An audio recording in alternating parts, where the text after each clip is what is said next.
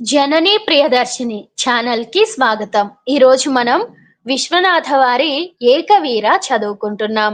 మొన్న కొంచెం చదువుకున్నాం కదా, అక్కడి నుంచి ఈరోజు మొదలు పెడదాం. అయితే రికార్డెడ్ వీడియో అప్లోడ్ చేస్తున్నందుకు క్షమించాలి. కొన్ని అనివార్య కారణాల వలన లైవ్ పెట్టలేకపోతున్నాను. అతి తొందరలో మళ్ళీ మనం లైవ్ లో కలుసుకుందాం. ఇక ఈ ఏకవీర కథలో కుట్టాన్ మనకు మొన్నంతా కూడా ఏడుస్తూనే ఉన్నాడు. ఎందుకంటే తను ఎవరినో ప్రేమించాడట. కానీ ఇంకొకరితో పెళ్ళయిందట. అలానే కుట్టాన్ బాధ విన్న వీర అనే అతను, కుట్టాన్ బాధలు నీకే కాదు, ఇలా డీలా పడిపోకు, నా బాధలు ఎవరితో చెప్పుకోను, సరే సమయం వచ్చినప్పుడు నా బాధ ఏంటో నీకు కూడా చెప్తానులే అని అంటాడు కదా. అలా తర్వాత ఆయన స్నానం చేసుకోవడం, పడుకోవడం, మళ్ళీ రాజకుమారులతో మాట్లాడడం, ఎక్కడికో చదువుకునే దగ్గరికి వెళ్ళడం, అదంతా చూసుకొని తిరిగి రావడం ఇక్కడ వరకు ఉంది. ఇక్కడి నుంచి ఏంటంటే ప్రొద్దుగుంకినది, చల్లబడినది.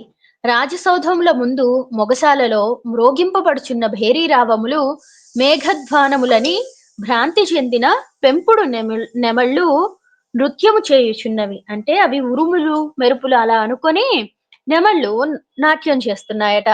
సాయంకాల వ్యాహ్యాళికై కుట్టాన్ వీరభూపతుల అశ్వ శకటారోహణము చేసి వైగై నది సికతాతలములకు పోయినారు. ఇద్దరు కూడా ఆ నది దగ్గరికి పోయారు. కుట్టాన్ సేతుపతి కొంచెం పొట్టివాడు, నల్లనివాడు, విశాలమైన నేత్రములు. దైనందిన వ్యాయామము చేత అతని ఒడలు గట్టిబారినది. సంస్కృత ద్రావిడములలోనున్న రాజనీతి గ్రంథములన్నీ అతడు చదివెను. అతని వయస్సు సుమారు 25 ఉండవచ్చును. మీసములు నల్లగా తుమ్మెద రెక్కల వలె అంత గుబురు కాకుండా అంత పలుచన కాకుండా వచ్చి ఉండెను. అతని మొగము చూచుటతోడనే ప్రధానముగా కనబడునవి అతని నాసిక. అది మిక్కిలి ఎత్తు. ఆ ముక్కు, ఆ విశాల పద్మ నేత్రములు అతని మొగమున కమ్మనైన కమితమైన అందము తెచ్చినవి. ఓహో, ఈ విశాల పద్మలాశ నేత్రములు, ఆ ముక్కు అతనికి అందం తెచ్చిందంట. ఆ విశాలమైన నేత్రములే అతని సత్కులీనతకు చెప్పుచుండును సత్కులీనతను చెప్పుచుండును. కుట్టాన్ మిగుల గంభీరమైన వాడు. అనవసరమైన వారితో ఎవరితో కూడా మాట్లాడడు. అనవసరముగా కూడా మాట్లాడడు. అతనికి ఇష్టము లేని పనినెవరినైనా చేసిరేని వారి వంక తీక్ష్ణమైన దృష్టి బరుపటే అతడు తన ఇష్టము లేమి అయిష్టతను చూపుట. ఆ దృష్టిపాతము చాలా కొలది మంది ఓర్చుకొనగలరు. అతడు ప్రసన్నుడైనప్పుడు అతడి నవ్వు మిగులన ఆనందము కలిగించును. అతని స్వరం సర్వము ఉదయ అతని స్వరమే అయి ఉంటుంది. అతని స్వరము ఉదయం సేతుపతి తర్వాత అతని అంతటి వాడు అనిపిస్తాడు. అంటే ఇదంతా కూడా కుట్టాని ఎలా ఉంటాడు, ఆయన కళ్ళు ఎలా ఉంటాయి, ఆయన కోపంగా చూస్తాడు. ఆయనకి ఇష్టం లేని పని ఎవరైనా చూస్తే ఆ కోపాన్ని, ఆ చూపుని తట్టుకోలేరు అందరూ. అది చెప్తున్నారు.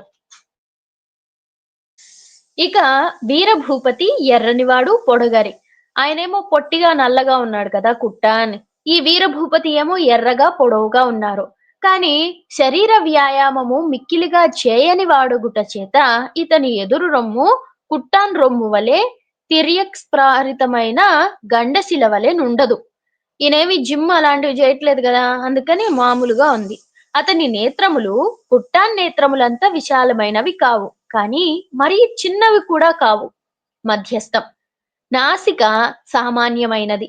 అతని మొగము చూచినంతనే ప్రతివారు అతడు సుందరుడు అనుకొనక మానరు. అంటే అందగాడు. కుట్టాను మొగములో నాను పూర్వికముగా యుద్ధము చేసి రాజ్యము నేలు వచ్చిన పితరుల చిన్నెలు ద్యోతకమగుచుండెను. అంటే కుట్టాన్ వాళ్ళు కూడా అంతే రాజరిక ఆ ముఖంలో ఉట్టిపడుతుంది. వీరభూపతి వదనము శాంతమై చాలా తరముల నుండి వ్యవసాయము, చదువు, వినియం దలవాటు చదువు వీనియందు అలవాటు పడిన పితరుల చిన్నెలు కనబడుచుండెను. వీరభూపతి మీసములు చివరలు మెలికలు తిరిగి తామర పువ్వు మీద వ్రాలిన భృంగములను అనుకరించుచుండెను. మొత్తం మీద కుట్టాను వదనము పురుషులెక్కువ మెచ్చుకొందురు, వీరభూపతి వదనము స్త్రీలెక్కువ మెచ్చుకొందురు. వీరభూపతి మొగము క్రోధముచే ఎర్రబడినను నవ్వుచున్నట్లే ఉండును. అతడు నవ్వుచున్నప్పుడు కన్నులు చిన్నవై చూచివారిని సూదుల వలె గురుచుచుండును. కుట్టాన్ నడుచునప్పుడు మిక్కిలి తొందరగా నడుచును. వీరభూపతి నెమ్మదిగా నడుచును. కుట్టాన్ విజయసేతుపతికొక్కడే కుమారుడు. ఉదయసేతుపతి తేవై పురాధిపతి. సేతువుల రక్షించుటకేర్పడిన అధికారి.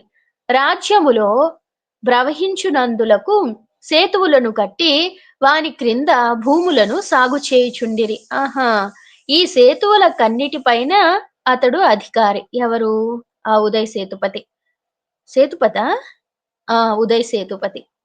అతడు చాలా శివభక్తుడు. అరియరాయని సైన్యములను నిర్మూలించినవాడు. ముద్దు కృష్ణప్ప నాయకుని ప్రధానమంత్రి. అతని కుమారుడైన కుట్టానునకు ఏ లోపము లేదు. కుట్టాన్ తన తండ్రి తరువాత అతని స్థానం కొనుటకు తగిన శిక్షణ మధురలో పొందుచున్నాడు. వీరభూపతి జన్మస్థానము రాజవల్లిపురము. అంటే ఇప్పుడు కుట్టాను ఉదయ్ సేతుపతి వాళ్ళ కొడుకు. ఉదయ్ సేతుపతి ఏదైతే ఆ సేతువులకి అధిపతిగా ఉన్నాడో, అధికారిగా ఉన్నాడో, అదే పని చేయడానికి ఇతను కూడా శిక్షణ పొందుతున్నాడు అని చెప్పారు. ఇక వీరభూపతి అనే ఆయన జన్మస్థానము రాజవల్లిపురము. అతని తల్లిదండ్రులు కొంచెం బీదవారు. విశ్వనాథ నాయకునకు శ్రీకృష్ణదేవరాయలు గారు పాండ్య రాజ్యం ఇచ్చినప్పుడు తెలుగుదేశము నుండి విశ్వనాథ నాయకుల వారితో అనేకులు సరదారులు మధుర ప్రాంతాలకు బోయిరి. వీరభూపతి పూర్వులటుల తెలుగుదేశము నుండి మధురకు బోయిరి. కాని అచటికి పోయిన తరువాత విశ్వనాథ నాయకుడు ఇచ్చిన భూమి ఆధారము చేసుకొని వ్యవసాయం చేసుకొని జీవించుట మొదలుపెట్టిరి.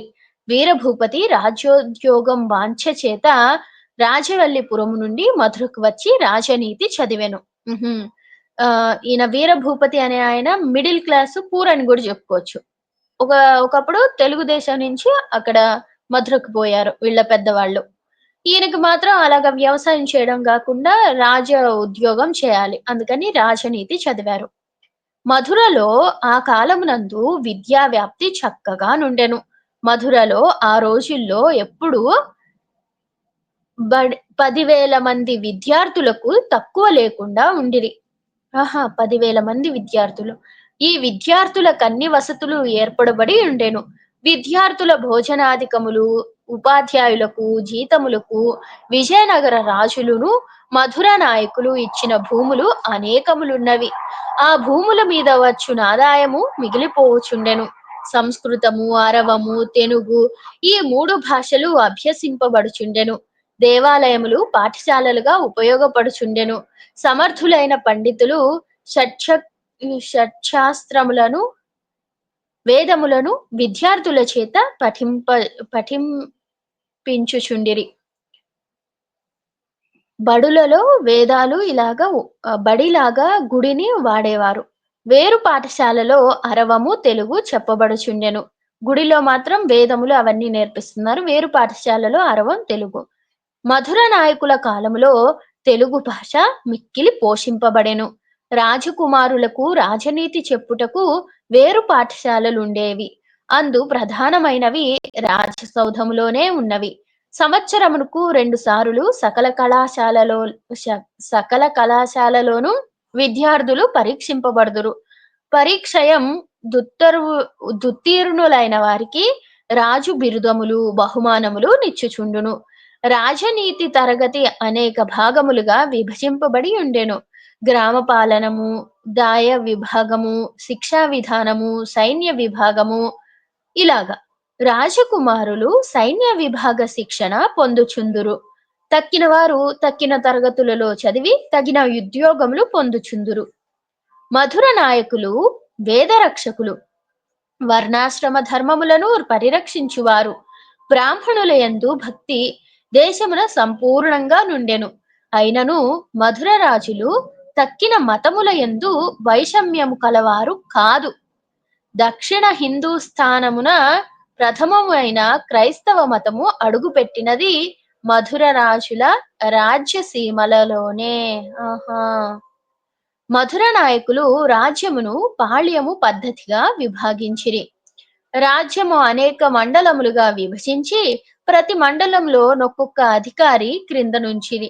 ఆ అధికారి తన మండలమునకు రాజు వంటివాడు. అతడు మధుర నాయకులకు కప్పము కట్టుచు తన మండలము మీద తాను సర్వాధికారము చేసుకోవచ్చు. అతడు కొంత సైన్యమును పోషించుచు మధుర నాయకులకు అవసరం వచ్చినప్పుడు సహాయము చేయుచుండవలెను. మధురలో మాత్రము రాజు తాను కొందరు మంత్రుల సహాయముతో రాజ్యము చేయుచుండెను. రాజ్యములో ప్రధానోద్యోగి దళవాయి. అతడే రాజ్యపాలనాధికారియు, సైన్యాధికారియు. పూర్వ భారతదేశ పాలకులందరూ వలెని రెండ రెండధికారములు ఒకటి మంత్రి క్రిందను, ఒకటి సేనాపతి కిందను ఉంచగా మధుర రాజులు దళవాయి ఒక్కరి క్రిందనే ఉంచిరి. అంటే ఓ సేనాధిపతి ఒకరు, ప్రధానమంత్రి ఒకరు ఇలా ఉంటారు కదా! అలా కాకుండా 2 పనులు కూడా ఒకరికే ఇచ్చారు. వాటి పేరు దళవాయి. రాజ్యం యొక్క శాంతి, సాంఘిక వ్యవస్థ, ఇతర రాజ్యములతో సంబంధము ఇవి దళవాయి చూచెడి పనులు. తక్కిన ఎందు అధికారుల మీద నితడిపై అధికారి. తక్కిన అందరి అధికారుల మీద ఇతడు అధికారి. దళవాయి తరువాతి అధికారి ప్రధాని. ఇతడు రాజ్య ఆదాయము మీది అధికారి. పన్నులు, తక్కిన రాబడులు, రాజ్యములలో నగుచున్న ఖర్చు అవి అన్నియును ఇతని పనులు. దళవాయి యుద్ధ కాలములో రాజధాని నుండి వెళ్ళిపోయినచో ఇతడు దళవాయి పనులన్నీయు చేయుచుండును. మంత్రులలో మూడవ వాడు రాయసము. ఇతడు పరిపాలనలో ప్రధాన పురుషుడు. రాజ్యము యొక్క సుస్థితి ఆ ముగ్గురి మీద ఆధారపడి ఉన్నది. వీరు ముగ్గురి తర్వాత ప్రధాన అధికారులు కణక్కము అంటే గణికుడును, స్థానాధిపతియును. కణకము లెక్కలన్నీయును సరిచూచునధికారి. స్థానాపతి ఇతర రాజుల కానుకలు, కప్పములు, వారికి సంబంధించిన అన్ని కార్యములు చూసే అధికారి. కొన్ని గ్రామములు కలిసి మాగాణమనియు, అట్టి కొన్ని మాగాణములు కలిసి ఒక నాడనియు వ్యవహరింపబడుచుండెను. ఈ నాడునకే దేశము, రాష్ట్రము, రాజ్యము, మండపము అని పేరులు. ప్రతి గ్రామమునకు అధికారులుండిరి. గ్రామములలో న్యాయము గ్రామాధికారుల చేతనే తీర్చబడుచుండెది. రాజ్యమంతలోను అన్ని విధములైన న్యాయముల యొక్కయు తీర్పరి ప్రధాని. గ్రామములలో తీర్పు గావింపబడని అన్ని వ్యాజ్యములను మధురలో తీర్పు చెప్పబడుచుండెను. మధుర అతి సుందరముగా వినిర్మింపబడి ఉండెను. పట్టణమునకు సరిగా మధ్య ప్రదేశమునందు మీనాక్షి సుందరేశ్వరుల దేవళము కట్టబడి ఉండెను. ఆ దేవాలయము 4 వైపులా 4 పెద్ద గోపురములతో నిర్మింపబడి ఉండెను. ప్రతి దిశ యందును ఈ గోపురము వద్ద నుండి ఊరి చివరకు ఒకటియే వీధి. శ్రీ మీనాక్షి సుందరేశ్వరుల దేవాలయమునకు జుట్టును చతురయుముగా గృహములు కట్టబడి ఉన్నవి. చుట్టూ చతురముగా గృహములు కట్టబడి ఉన్నవి. పట్టణం దెచ్చట జూచినను దేవాలయములే. అన్ని దేవాలయములకు నాయకులిచ్చిన మాన్యములున్నవి. ఏ స్వామికిని భోగము లోపము లేదు. అన్ని దేవాలయాలలోనూ విద్యార్థులకు వేద శాస్త్రములు ఉపదేశింపబడుచుండెను. పట్టణము సర్వసమృద్ధమయ్యే ఏ విషయమునందు కొరత పడకుండా ఉండెను. కుట్టాన్ వీరభూపతులు ప్రొద్దుగుంకక ముందే వైగై నదికి పోయి నిన్న కూర్చున్న చోటనే కూర్చుండిరి. కొంచెము చీకటి పడుచుండెను. అస్తమిత సూర్యుని ఎర్రకాంతులు ఇంకా ధాత్రిని పూర్తిగా వదిలిపోలేదు. సాయంత్రంగా ఉంది. వైగై నది పరిఖిన్న జలతరం తరంగములపైని కొంచెముగా శైత్యమును సేకరించుకున్న వాయువు మందముగా వీచుచుండెను. అంటే చల్లగాలి వీస్తుంది ఆ నీటి మీద నుంచి. పలుచగా బొరవలేని ఇసుక పొరవలే ఉన్న ఇసుక తిన్నెలపై ప్రవహించుచున్న వైగై నది నీటిపాయలో చిన్న చేప కదలిక కనిపెట్టి పైనుండి తీతువు పిట్ట కూయిచు హఠాత్తుగా గాలిలో నుండి దిగి దానిని గాలం బొడుచుకుని పోయెను. దూరమున పడమటి దిక్కునందు సూర్య భగవానుడు తన రక్తాశ్రువులు ఉపహరించుకొనిక రడ్డుకట్టిన నెత్తురు మన్నువలే తొలగిపోయెను. సంహరించుకొని కరుడుగట్టిన నెత్తురు మన్నువలే తొలగిపోయెను. ఓ నెడరు వేచి యొడలి నిండా మసిపూసుకొన్న దొంగవలే సంచె చీకటి వంగి తొంగి చూశాను. ఓహో! ఆర్ ఆహ్, ఆ వెలుగు ఉన్న చిన్నపాటి వెలుగు కూడా పోయింది. చీకటి బాగా అలుముకుంది.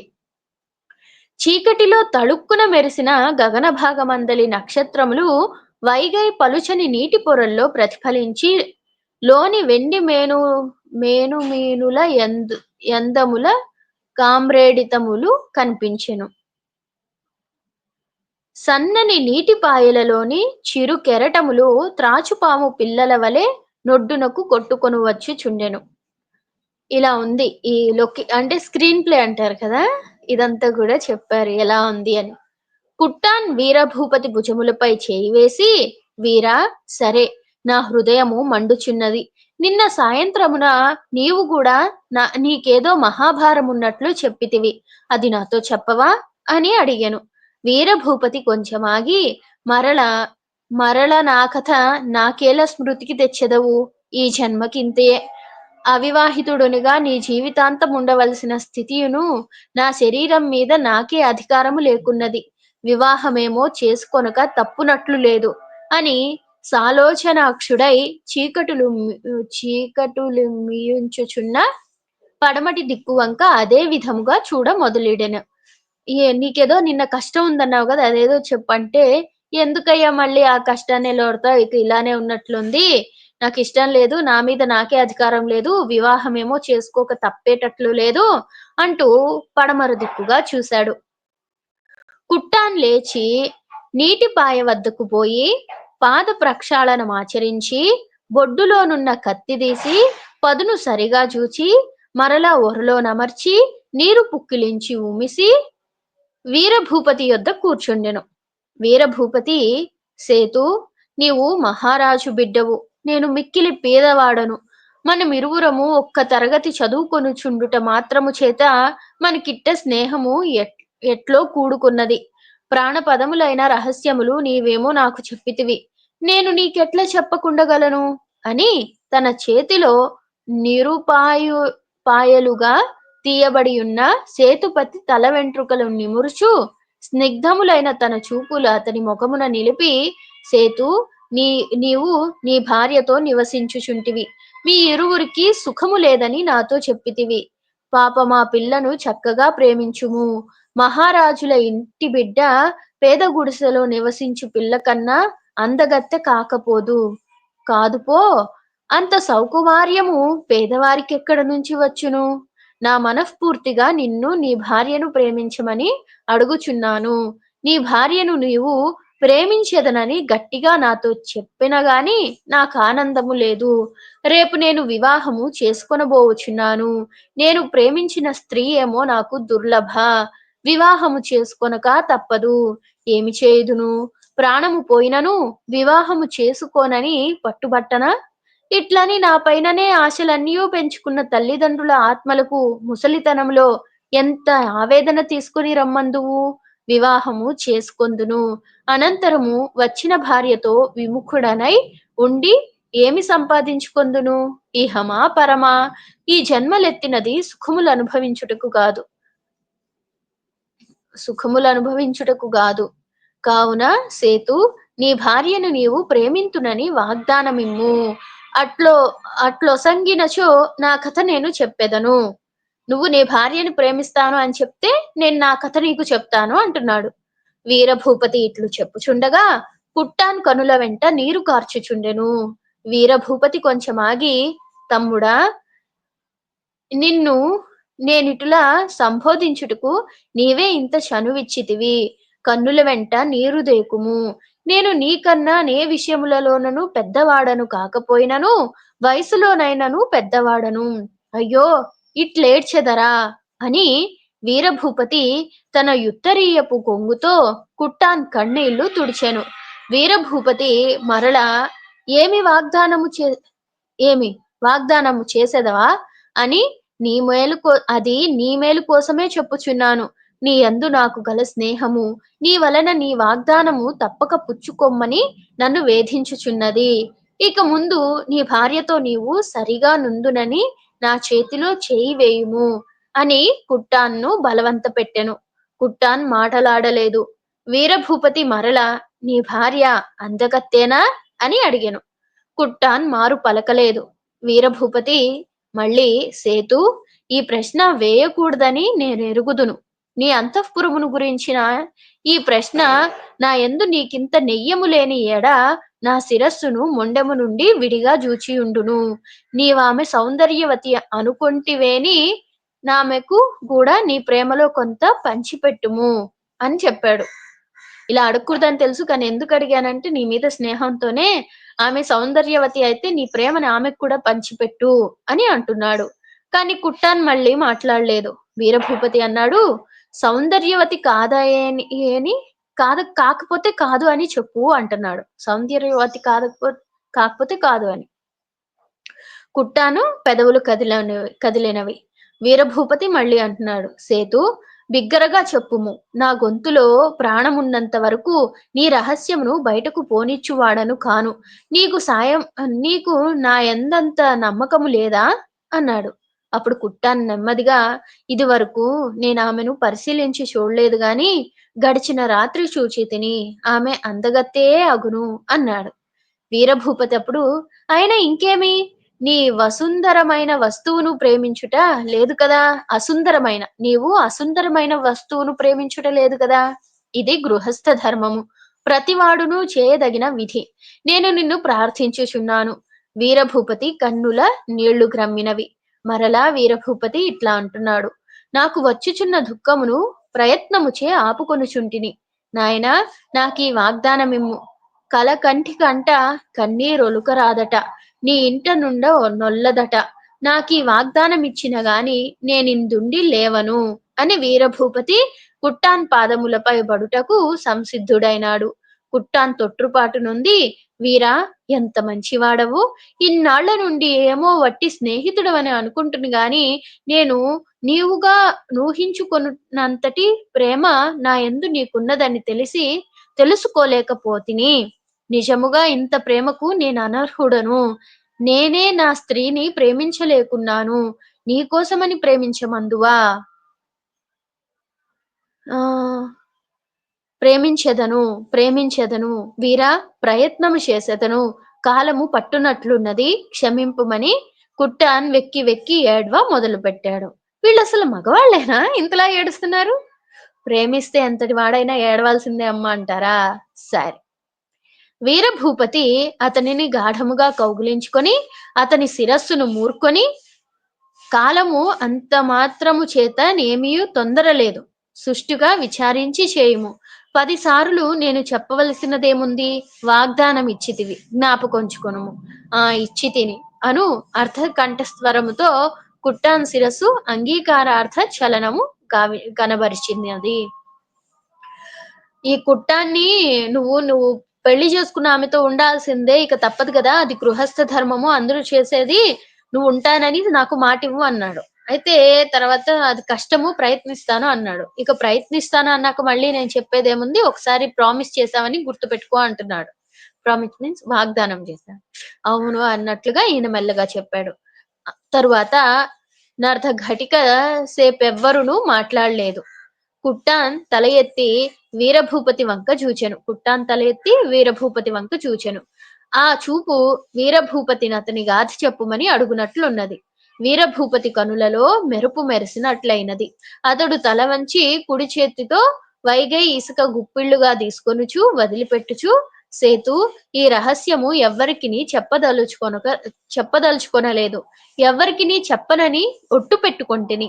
ఆ ఒట్టును కూడా నిర్లక్ష్యము చేసి నీకు చెప్పించుచున్న ఈ శక్తి ఎందున్నదో నాకు తెలియటలేదు. నీవు నీ రహస్యములు నాకంతగా చెప్పుట చేత నా హృదయము నీ ఎడల కరిగి నీరైనది. నీ వంటి వాడు నాతో అంత చనువు అంత ప్రేమ చూపించుట చేత నా హృదయమునకు లేని మార్ధవము వచ్చినది. ఉన్న పట్టుదల సడలినది. కానీ సేతు నా కథ చెప్పెదననుకొనుము. చెప్పి ఫలము లేదు. నా జన్మలో నా కోరిక సఫలము కాదు, అగుటకు వీలు లేదు. అది నాకు తెలియను. అయినను దాని వలన నా హృదయం బాధపడుచునే ఉన్నది. ఆ విషయము నా మనసు మరువగలేకున్నది. నిజముగా నీ సంగతి తగినవారెవరైనా ఉన్నారా అని అనినచో, నీవు తక్కని ఇంకెవ్వరూ లేరు. కానీ నాదొక ప్రార్థన. నేనా కథ చెప్పుచుండగా నీవు నన్నేమీ అడుగవద్దు. ఎంత చెప్పవలెనునో అంత చెప్పెదను. ముఖ్యముగా నూరి పేరులు మాత్రము దాచెదను. ఊరి పేర్లు. అవి చెప్పుట నాకిష్టము లేదు. అవి తెలిసినంత మాత్రమున నాకు లాభమునూ లేదు. అయినను చెప్పెదను. మాది రాజవల్లిపురము, తెలుగుదేశము. మా తాత తండ్రి విశ్వనాథ నాయకుల వారి వెంట మా తాత తండ్రి విశ్వనాథ నాయకుల వారి వెంట ఈ దేశమునకు వచ్చినాడు. యుద్ధ సమయములందు మా పూర్వులు కత్తులు గూడా పూనిరు గాని వారెక్కువ భాగము వ్యవసాయదారులు. మా తాతలు ముగ్గురు అన్నదమ్ములు. మా తండ్రులు నలుగురు. మా తండ్రికి మేము ముగ్గురము. విశ్వనాథ నాయకులు గారిచ్చిన భూమి అంతయు మా వంశము క్రింద పంపుళ్ళైపోయినది. నేటికి నేను ఉద్యోగము చేయవలసి వచ్చినది. నాకిప్పుడు 28 ఏండ్లు. మా అన్నదమ్ములు నేను పంచుకొని సంవత్సరమైనది. మా ఊరు పూర్తిగా వ్యవసాయం చేసుకొనుచున్నను. యుద్ధవాంఛ మా ఇంట పూర్తిగా చావలేదు. అవసరము వచ్చెనని ఇప్పుడైనను దేశ క్షేమమునకై రక్తమోడ్చుటకు మా ఇంట పసిపిల్లలు కూడా వెనుదియ్యరు. నా 24వ ఏట నేటికి 4 ఏండ్ల క్రిందట నేనొక కారణాంతరము చేత ఒక ఊరు పోతిని. ఆ ఊరు పేరు గాని ఆ పని గాని నన్నడిగి నా మనసు కలత పెట్టకుము. ఒకనాడు నేను స్నానము చేసి తెల్లని మడుపులు ధరించి ఆ ఊరి వెంట వ్యాహ్యాళి పోయితిని. ఆత్మస్థుతి అనుకొనకుము. అప్పుడు నేను చాలా అందముగా ఉండేవాడను. గృహసంబంధమైనవియు నా మనోజనితమైనవియు అనేక కష్టముల చేత నా అందమంతయు బోయినది. ఓహో! ఇప్పుడు నా కనులలో దూరాలోచనలే ఏర్పడినది. అప్పుడు నా నేత్రములు దుఃఖమెరుగని జీవి నేత్రముల వలె సాయం వికసిత కైరవముల వలె ఉండేవి. సాయం వికసిత నీల కైరవముల వలె నుండెడివి. నాకు ఆ యూరు కొత్త. పోచుండగా నూరి బయటనొక వీధి అందు పెద్ద సౌధమున్నది. ఆ సౌధ గవాక్షము నుండి ఒక జగన్మోహిని ఆకృతి నా వంక చూచుచుండెను. నేనామె వంక చూచితిని. ఆహా! ఆ అందం ఏమని చెప్పుదును? అది సాయంకాలము. శిశిర్ ఋతువు వెనుక బట్టుచున్నది. వసంతమే తెంచుచున్నది. వసంతము తన వెంట తెచ్చిన అన్ని కుసుమములలో కూడా అంత సౌందర్యము లేదు. నేను చూచితినో లేదో ఆమె తల వెనుకకు తీసుకొనినది. ఏం చేయుదును? వదిలిపోటుకు కాళ్ళాడలేదు. వెళ్ళిపోదామనుకుంటిని. కన్నీళ్లు వచ్చినవి. చూచినచో నా సౌధం ఎవ్వరిదో గొప్పవారిది వలె ఉన్నది ఆ సౌధం. నేనెక్కడా? ఆ సౌధశ్రీ ఎక్కడా? నా హృదయమున నా శాంత శాతంతులిది నాశాతంతువులిది. తలుచుకొన్న కొలది భిన్న భిన్నములయ్యెను. ఇంతలో గవాక్షము మీద నొక పట్టు తెర దిగిపోయినది. ఆ తెర నా ప్రేమ జ్యోతి నార్పివేసినట్లున్నది. వదలలేక కాలు పెగుల్చుకొని బస్కుబోతిని. ప్రొద్దుగుంకలేదు. తెల్లవారలేదు. తెల్లవారులో నిదురలేదు. తెల్లవారక ముందు కాలకృత్యములు నెరవేర్చుకొని మరల స్వచ్ఛదుకూలములు ధరించి తల దువ్వుకొని బసలో నిలువుటద్దమున్నది. దాని వద్దకు పోయి చూచుకుంటిని. తెల్లవారులు నిదురలేక కన్నులు జ్యోతుల వలె ఎర్రగా ఉన్నవి. చెక్కిళ్ళు తోసుకుపోయినవి. కనులు మూతలు పడుచున్నవి. కాని ఎంత అందముగా ఉంటిననుకొంటిని. నన్ను చూచి నేనే మోహపడితిని. అది అంతయు మనసులోనున్నదేమో తెలియదు. సుఖదుఖములు గాని సౌందర్యములు గాని మనసును అనుసరించినవే కదా. సరి మరలా నా వీధినే పోయితిని. పోయి ఏదో పని ఉన్నట్లు అందు తిరుగుచుంటిని. కొంతసేపటికి గవాక్షము పైని తెర చిలుక రెక్కల వలె ముడుచుకొన్నది. లోనుండి ఆ జగన్మోహన వదనము నా కన్నుల ఎదట కనబడినది. సేతు, అది కనబడినదో లేదో నేను నమ్మలేకుండా ఉన్నాను. అది ఏదో బహుపుణ్యరాశియగు నక్షత్రము. ఏ పాపలేశము చేతనో భూమి మీద వచ్చి పడినది. ఒక్క నిమిషము మేమివ్వురము పరస్పర దృక్ప్రసార ప్రవాహములు పరస్పర ప్రవాహములో మునిగిపోయితిమి. మరలా నెమ్మదిగా తెరదిగినది. ప్రొద్దెక్కిన కొలది నాకు ధైర్యము సడలినది. నేనంతున్నంతసేపు మాటిమాటికి తెర నుండి ఆమె నా వంక చూచుచూనే ఉన్నది. అది మొదలు నేను ఆ ఊరు పోయిన పని మరచి ఉదయము, సాయంత్రము నా విధికి బోవుట, ఆమెను చూచుట తోడనే గడిపితిని. ఆమెయు నా యందు సాభిప్రాయము వలనే మెలింగినది. ఇట్లొక వారము రోజులు గడిచినది. ఆమె ఇనుప కోటలోనున్నది. బయటకు వచ్చుటకు వీలు లేదు. నేను లోపలికి పోవుటకు వీల్లేదు. ఏం చేయుదును? ఈ వారం రోజులలో ఆమె అప్పుడప్పుడు గవాక్షము వద్ద కనిపించుచుటకు వీలు లేకుండింది. ఆహ్, ఆమె అప్పుడప్పుడు గవాక్షము వద్ద కనిపించుటకు వీలు లేకుండెడిది. ఒకనాడు సాయంకాలమున ఆమె నా వంక కనురెప్పల వాల్పక చూచి, కనులు గట్టిగా మూసుకొని కొంచెపు సేపుండి తెరచి లోనికి పోయినది. మరలా రాలేదు. అది ఏదో సంకేతమని అనుకొంటిని గాని, నా బుద్ధి దాన్ని నిజము గ్రహింపగలిగినంతగా బోలేదు. బసకు బోయి భోజనము చేసి ఆ రాత్రి చీకటి రాత్రి 2 జాముల వేళ నా సౌధ గవాక్షము కడకు బోయితిని. గవాక్షము నుండి వెలుతురు కనబడుచుండెను. నేను గవాక్షమును కొంచెము దూరముగా నిలుచుండి దగ్గితిని. ఆమె అది గ్రహించి లోనుండి ఒక వస్తువు విసిరివేచి లోనికి బోయెను. గవాక్షము చీకటి అయిపోయినది. నేను చీకటిలో వెదకుకొంటిని. వీధి అంతయు గుమ్మున పరిమళించుచుండెను. వెదకుచున్న వస్తువు దొరికినది. అది పెద్ద జాజులు, మల్లెలు కూర్చి కట్టిన చెండు. ఆ సువాసనను నేను పట్టలేకపోయినాను. వసుకుబోయి ఈ పూల చెండు ఎదురు రొమ్ముపై నుంచుకొని కనులు మూసుకొని పండుకొంటిని. మనసు నిలువలేదు. నిద్ర ఎక్కడి నుంచొచ్చును? అది పూల చెండు మాత్రమే కాదనుకొంటిని. ఇక్కడెక్కడో ఒక పూల చెండుంది. అక్కడ గూడా ఒక పూల చెండుండింది గదా! బావుంది. అది పూల చెండు మాత్రమే కాదనుకొంటిని. మనసులో దేవతలు కూడా వాంఛించని కోరికలు నిర్మించుకొంటిని. అందరూ నిద్రపోవుచుండిరి. కాన దీపము దగ్గరికి పోయి చెండును ముద్దు పెట్టుకొంటిని. ఎదురు రొమ్మున ఆంచుకొని ఆ ప్రియురాలి హస్తము తాకినట్లు సంతసించుచుంటిని. నా ఒడులు గగురు పొడిచినది. నవ్వుకొని ఎదవా ఏం చేయను అన్యు నీతో చెప్పుచుంటిని. ఏదో బుద్ధి పుట్టి పూల చెండు చిదిమి వేసిని. అమ్మో! ఆశ్చర్యమైపోయినది. లోన ఒక ఉత్తరమున్నది. భూర్జ పత్రము నిండా నక్షరములు విస్పష్టముగా గనబడుటకు కస్తూరియు పునుగును అల అలందబడి యున్నది. ఆ వాసన లిల్లంతయు గ్రమ్మివేసినవి. ఆ వాసనలు చేత దీపము పోవునేమో అనుకొంటిని. ఇంటిలోని వారందరూ మేల్కొందురేమో అనుకొంటిని. ఉత్తరము చదువుకొనక ముందే దాచుకొనవలెయో అనిపించింది. ఎచ్చట దాచును? హృదయమునందు చించి లోన దాచునా? హృదయమును చించుకొనుటకు బజ్జకత్తి లేకపోయినది. ఆ వారము దినముల నుండి నా బాకు బొడ్డులో లేకుండగనే నేను తిరుగుచుంటిని. నా వేషం మరలా నా వేషం ఆపుకొని ఉత్తరము చదువ మొదలుపెడితిని. ఆ పూల దండలో గాన ఉత్తరం ఉన్నట్లుంది. ఆ ఉత్తరం కనిపిస్తే అది ఆ స్మెల్‌కి ఇంట్లో వాళ్ళు లేస్తారేమో అనిపిచ్చింది. ఆ లెటర్‌కి అదేంటి పునుగు పిల్లి అవంతా సుగంధ ద్రవ్యాలు ఉండడం వల్లన ఇది ఎట్లా దాచేయాలి చదవకుండానే అనుకున్నాడు. కానీ ఎలా దాచాలి ఇలా అంతా ఆలోచించి సరే చదవడం మొదలుపెట్టాడట. ప్రత్యక్షరమునందును నూత్న స్వర్గములు నిర్మింపబడి ఉన్న ఆ ఉత్తరము పూర్తిగా చదువుట నా చేత కాలేదు. తక్కినది రేపు చదువవచ్చునులే అని పోయి పండుకొందును.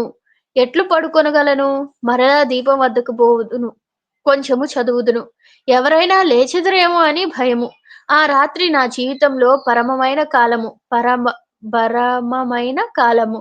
అంత ఆనందం ఆ రాత్రి అనుభవించితిని. కాన తర్వాత నీనాటి వరకు దుఃఖము వారడు అనుభవించవలెనని వ్రాసినాడు కాబోలు విధాత. నేను నిద్రపోవు వరకు కోడి కూసినది. నిద్రపోవుట కాదు, మరలా శయ్యపై పండుకొనబోవు వరకు. తెల్లవారుసరికి నేను వచ్చిన కార్యం ఆలస్యమైనదని నా తండ్రిగారు వచ్చిరి. నేను వెళ్ళిన కార్యము చాలా తొందర అయినది. నేనా పని చేయకపోవుటలో నాదెంతయేనియు తప్పే. కాని నేనేం చేయగలను? మరునాడు పని అయినది. ఇంటికి బోవలెను. నేనా ఊరు వదిలిపెట్టలేను. మా తండ్రితో వెళ్ళి తీరవలెను. దారిలో బండి ఎక్కి మా ఊరు పోవుచున్నాను. మా తండ్రి నా కట్టెను చే మా ఊరికి చేరవేయుచున్నాడు. నన్ను సహస్రనాగములు తోకలతో మెలివేసి వెనుకకు లాగుచున్నాయి. ఆ ఉత్తమమైన కస్తూరి తావులు మా నాయనను సమాకర్షించినవి. నన్నడిగినాడు. నేను చెప్పలేదు. ఇంటికి పోవునంత వరకు రహస్యమంతయు మా తండ్రికి తెలిసినది. ఆహా! మా అమ్మగారికి నాయనగారు చెప్పినారు. ఉత్తరములో ఆమె ఎవరో, నేనెట్లా ఆమెను కలుసుకొనవలెనో సర్వము వ్రాయబడి ఉన్నది. ఆహా! ఇంకనెన్ని విషయములున్నవి. అవి నేను దక్కనింకనెవ్వరు చూడరాదు, వినరాదు. ఓహో! ఇంకా ఉన్నాయి గానీ అవి ఎవరు వినరాదు. అవి మా తల్లిదండ్రులు ఎరింగినప్పుడు నా మనోవ్యథ ఎట్లున్నది? త్రాచును పైనుండి పక్షులు పడగ మీద దన్నుచు, పొడుచుచు ఉండిన దానికెంత వ్యధయో అంత నరక బాధ అనుభవించితిని. కానీ వారు నా తల్లిదండ్రులే కదా! ఆ రహస్యము నాలుగవ నోట పడలేదు. తక్కిన నా సహోదరులు ఎరుగరు నెరుగరు. నా జననీ జనకులు నన్ను గడ్డము పుచ్చుకొని బతిమిలాడిరి, ప్రార్థించిరి. మహాపద నెత్తిపైకి మహా ఆపద నెత్తిపైకి తెచ్చుకోవద్దనిరి. జొన్న చేనులో మంచెయే గాని సౌధము కూడదంటిరి. అనేక వారములు కన్నీరు పెట్టుకొనిరి. సేతు ఇటు మనసులోని కోరిక చంపుకొననా ఫలోన్ముఖమైనది. ఎదుట స్వర్గము స్పష్టంగా గాన్పించుచున్నవే. కనులు మూసుకొన్న నా మెతకనింక ఆకృతియు లేదు. నా మెతక్కనింక ఆకృతియు లేదు. అటులా తల్లిదండ్రుల మనస్సున కానందము గలిగించనా, ఆ రోజులలో నాకు భోజనం లేదు, నిద్ర లేదు. పిచ్చివాని వలె చూచుచుంటిని. నా తల్లియు తండ్రియు ఒక్క నిమేషము కూడా నన్ను వదిలి ఉండలేదు. 2 నెలలైనను తరువాత నా తల తిరిగినది. ప్రపంచకంలో బడినాను.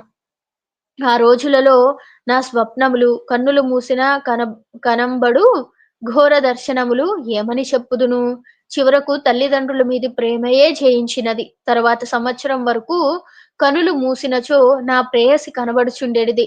ఇప్పుడు ఆమె నా కలలోనికి గూడా వచ్చుట మానివేసినది. నేనది మొదలాయూరు నేనది మొదలు ఆ ఊరు పోవుటకు వీలు లేకుండా చేసినారు నా తల్లిదండ్రులు. నేనా ఊరు వెళ్ళినచో నా తల్లిదండ్రులు చనిపోవుదురని నాకు భయము. వారట్లన్నారు. నేనా గ్రామము వంక చూడనని నా తల్లిదండ్రికి వాగ్దానము చేసితిని. ఈ రీతిగా నా ప్రేమ ఎడారిలో దనంత దాన్ అనంత దాన దృశ్యమైన నదివోలే మాయమైనది అని చెప్పాడు. ఇక ఆ తర్వాత నిశ్శబ్దత, అంధకారము. దినములు యథాస్థితిగా జరుగుచున్నవి. కుట్టాన్ మనసు కల్లోలము. వీరభద్ర భట్టరునకు కొంచెము తెలిసినది. కారణం తెలియలేదు. రామనాథమున కుత్తరము పోయెను. ఒక రోజున కుట్టాన్ వీరభద్ర భట్టరులు రాజనీతి పాఠశాలకు పోయిరి. మధ్యాహ్నమున సూర్యుడు తీక్ష్ణాంశులను చిమ్ముచుండెను. ఏకవీర భోజనము క్రమక్రమంగా తగ్గిపోవుచుండెను. ఆమె శారీరకముగా రోజురోజుకు క్షీణించిపోవుచుండెను. మాంసములైన ఆమె నేత్రములు గుంటలు పడినవి. కపోలము యందు రక్తమాంసములు క్షీణించి పావురాయి పిట్ట పొట్టవలె మృదువై నాడు ఆమె వదనము తేనె పట్టూడిపోయిన వృక్ష శాఖ వలె శోభాహీనమైనది, చిక్కిపోయినది. దినదినము సంస్కారము లేక ఆమె కేశములు సంస్కృతములైనప్పుడు స్నిగ్ధములయ్యు తక్కిన వేళల నరయ్య నరమ్యముగా నుండెను. అరమ్యముగా ఉండెను. వచ్చిన కొత్తలో తల మాయనీయక, వలువ మాయనీయక మా ఎలనాగ శ్రద్ధ క్రమముగా ఆమె నాగ శ్రద్ధ క్రమముగా వానిపై నుండి తొలగిపోవచ్చుండెను. అంటే ఇప్పుడు కుట్టాన్ భార్య ఏకవీర గురించి చెప్తున్నారు. ఆమె వచ్చినప్పుడు బాగుండింది గాని ఇప్పుడంతా పీక్కుపోయింది మనిషి. ఈ రహస్యములు దాసీజనముల నుండి ఎట్లు తప్పించుకొనగలను? ఏకవీర మిగుల ధైర్యము కలది, దిట్టమైన గుండె కలది. పరమము లైన రహస్యములు జీవితకాలము తన మనసులలోనే దాచి ఉంచగల మనోధైర్యము గలది. ఆమె రహస్యము బ్రహ్మదేవునికి కూడా తెలియదు. తిరుచునాపల్లి మండలంలో ఆల్వారుకురిచ్చి అన్నొక గ్రామం ఉన్నది. ఆ గ్రామమునే అంబాసముద్రమనియు వ్యవహరింతురు. అంబాసముద్రము తిరుచునాపల్లి మండలములో పెద్ద ఊరు అంబాసముద్రము. తిరుచునాపల్లి అంత కాకపోయినను కొంచెము తక్కువగానైనను నుండును. తిరుచునాపల్లి మండలాధిపుని క్రింద 10 మంది పాలెగాళ్ళుండ్రి. మధుర నాయకులకు మండలాధిపులెట్టివారో మండలాధిపులకు వీరట్టివారు. అంబా సముద్రము పాలెగాని క్రింద 600 గ్రామములున్నవి. ఆ 600 గ్రామముల మీద అతడే అధికారి. అతని క్రింద 5,000 సైన్యమున్నది. తిరుచునాపల్లి తిరుచు తిరుచునాపల్లి తిరుచునాపల్లి మండలాధిపుని పాలెగాండ్ర పాలెగాండ్ర అందరిలోనూ నంబాసముద్రాధిపతి మిక్కిలి ధనవంతుడు, బలశాలి. అంబాసముద్రములో అతని కోటయున్నది. చిన్న పాలెగాండ్రు కోటలు కట్టరాదు. అయినను ఇతడు కోట కట్టినప్పుడు మండలాధిపుడేమియు అనక ఊరకుండెను. ఎందుకంటే ఇతను ధనవంతుడు కాబట్టి. అతని కూతురే ఏకవీర. ఏకవీరకు తమ్ములిద్దరున్నారు. ఆమె తండ్రికి ఆమె ఒక్కతే స్త్రీ సంతానము. చిన్నప్పటి నుండి నేకవీర గొప్ప ఇంట పుట్టినది గాన తక్కిన రాజభోగములను అనుభవించినది గాని తండ్రి వాత్సల్యం ఎరుగదు. తండ్రి ఒక రాక్షసుడు, మిక్కిలి క్రూరుడు. అతడు తను పాలెములో పన్నులు ప్రోగు చేసినప్పుడు గాని తక్కిన ఏ రాజకార్యం నందు గాని మిగుల కఠినుడు. భార్య యందు గాని బిడ్డల యందు గాని ప్రేమ ఏమో అతనికి తెలీదు. అతని వదనము విలోకించిన రాక్షసుని చూడనక్కర్లేదు. ఆయన ఫేస్ చూస్తే, ఈయన ముఖం చూస్తే రాక్షసుణ్ణి చూడనవసరం లేదంట. కానీ ఏకవీర తల్లి సుగుణాల వాల. సామాన్యముగా ప్రపంచమున దుర్జనునికి సుగుణవతిని, సుగుణునికి దుష్టమగు భార్యను భార్యగు రూపికి, అలానే కురూపికి అందగత్తెను, అందగాని కురూపి అయిన యువతిని సంతరింపజేయు భగవంతుని ఉద్దేశమేమో ఎవరికి తెలియను. ఏకవీర తండ్రి ఎంత దుర్మార్గుడో తల్లి అంత సన్మార్గ. తండ్రి ఎంత రాక్షసుడో తల్లి అంత భూదేవత. తండ్రి ఎంత వికృత స్వరూపుడో తల్లి అంత సౌందర్యవతి. ఏకవీర సౌందర్యమునందు 3 మూర్తుల తల్లిని బోలి పుట్టినది. ఉదయం సేతుపతి తన కుమారునకు ఏకవీరను చేసుకొన్నందువలన అతనికి 10 గ్రామములు వచ్చినవి. ఏనుగులు, గుర్రములు, ధనము తగినంత ముట్టినవి. వివాహము ఆల్వారు కురుచ్చిలోనే జరిగినది. వివాహము 3 రోజులు పెండ్లి కూతురునకు జబ్బే, పెండ్లి కుమారునకు జబ్బే. ఆ 3 రోజులు పెండ్లి కుమార్తె ఏడ్చుచున్నది. అందువల్ల పసిపిల్ల భయపడింది అనుకున్నారు. కొంతవరకు మౌఢ్యం అనుకున్నారు. పెండ్లిలో పుట్టాని స్థితి విచిత్రంగానున్నది. అతడు తండ్రికి భయపడి ఏమీ మాట్లాడలేదు. తండ్రి లేనప్పుడు అందరి మీద విసుక్కొనుచుండెడివాడు. పెండ్లిలో ఒకరు కొరికిన తమలపాకులు ఒకరు కొరకలేదు. ఒకరి పేరొకరు చెప్పలేదు. చివరి దినమున ఏకవీర చెప్పినది. కుట్టన్నోట మాట రాలేదు. అందరికీ భయమైనది. ఏకవీరకిప్పుడు 18 ఏండ్లు. ఆమె సౌందర్యమును బోలిక నిండుగా ప్రవహించినది. కంకె విడిచి మురువులొలుకు బంటచేను. ఆమె ద్రావిడ భాషలోని చక్కని గ్రంథములన్నీయూ చదివినది. తన తండ్రి ఇంట ఒక పుస్తకమైనా లేదు. తల్లితో చెప్పి పురోహితుని యొద్ద నుండి తెప్పించుకొని చదివినది. ఆమె మనస్సు చక్కని గ్రంథములు చదువుట చేత చిగిర్చి ఫలములుగాచి పరిపక్వమైనది. ఆమె సుకుమార భావములకు పుట్టినిల్లు. ఆ మధ్యాహ్నమున సూర్యుడు తీక్ష్ణాంశువుల జుమ్ముచుండెను. ఏకవీర గదిలోనికి పోయి పడుకొన్నది. తన పెట్టె తీసి అందుండి అవ్వయ్యార్ వ్రాసిన కొండై వెందన్ అతిచూడి అను 2 చిన్న పుస్తకములను తీసి చదువుచుండెను. అవ్వయ్యార్ 60 ఏండ్ల వృద్ధ స్త్రీ. సరస్వతీదేవి అవతారము. ఆయవ రాసిన ఆయమ ఆయమ ఆయమ వ్రాసిన గ్రంథములు మిక్కిలి సులభములై అర్థవంతములై ఆంధ్ర భాషలోని భీమకవి సుమతీ శతకము వలె పిల్లలకు పాఠయోగ్యములుగా నుండును. ఏకవీర అతిచూడి గ్రంథమును తీసి మొట్టమొదటనే జేవిరింబు ధర్మము చేయుము, ఆరవ దుషినం కోపపడకు అని చదువుకొని పుస్తకము మూసెను. పుస్తకములు 2ను మరలా పెట్టెలో పెట్టెను. ఆమె మనస్సులో మాటి మాటికి ఆరం జేవిరంబు అను ధర్మమూరకే మ్రోగుచున్నది. ఆమె కనులు మూసుకొని తన సజ్జపై పండుకొన్నది. హఠాత్తుగా లేచి తలుపు దగ్గరకు పోయి ఎవరో వచ్చిరనుకుని చూచి పొరపాటు పడితిననుకొని పోయి మరలా పడుకొన్నది. వేసవి. ఒడలంతయు దుకతుకలాడిపోయినది. సౌధ పశ్చాద్భాగముగా కుడ్యమున వసారలో ఒక చిన్న గోడ చదరముగా కట్టబడి ఉన్నది. దాని నిండా నెల్లప్పుడు నీరము నిండియుండును. గచ్చుతో కట్టబడి ఉండుట చేత నందులోని నీరమెల్ల వేళజల్లగా నుండును. ఏకవీర నగలన్నీయును తీసి సేలువ దూరముగా నుంచి బంగారపు పనిగల తన చీర విప్పకుండానే ఆ నీటి దగ్గరకు పోయి నీటిలో మునిగెను. ఆ నీరు ఆమెకు నెదురొమ్ము వరకు వచ్చెను. శిరస్సు పూర్తిగా నీటిలో ముంచెను. అంతకు ముందు సేవకురాలు మల్లిక పరిమళ భరితమైన తలనూనె రాసి సంస్కరించిన ఆమె కేశముల జడముడి ఆమె ఊడదీసి వదిలిపెట్టుట చేత ఆ చిన్ని గుంటలో నాచువలే మెరసెను. ఆమె తల నూనె వాసన చేత నీరంతయు గుమ్ముమని పోయినది. ఒక పనికెత్త ఇది చూసి, అమ్మా ఇది ఏమి? వడలు తోముదునా అన్నది. ఆజ్ఞాబద్ధమైన ఏకవీర చీరముడికి బొమ బొమముడికి బెదరి అది మాటలాడకుండా పోయి ద్వారము వెనుక నుండి ఆమె వంక తొంగి చూచుచుండెను. ఏకవీర కొంచెం సేపైన తరువాత లేచి తన గదిలోకి పోయినది. పోయిన దారి యందు నీరు ప్రవాహము కట్టినది. గదిలోనికి పోయి తలుపులు వేసి తడిబట్ట విప్పకుండానే నేల మీద చతికిలబడి ఎడమ పిడికిలి ఎడమ చెక్కిలి కాంచి కూర్చుండెను. ఎదురుగా గోడ మీద మీనాక్షిదేవి వస్త్రము, శ్రీ సుందరేశ్వరుడు అపహరించుచున్నట్లుగా చెక్కబడిన విగ్రహములున్నవి. అవి గోడలోననే గచ్చుతో చేయబడినవి. వాని వంక జూచుచుండెను. ప్రభు సుందరేశ్వర, యోగీశ్వరేశ్వరుడగు నీకు కూడా నీ మోహపాశములు వదలలేదా?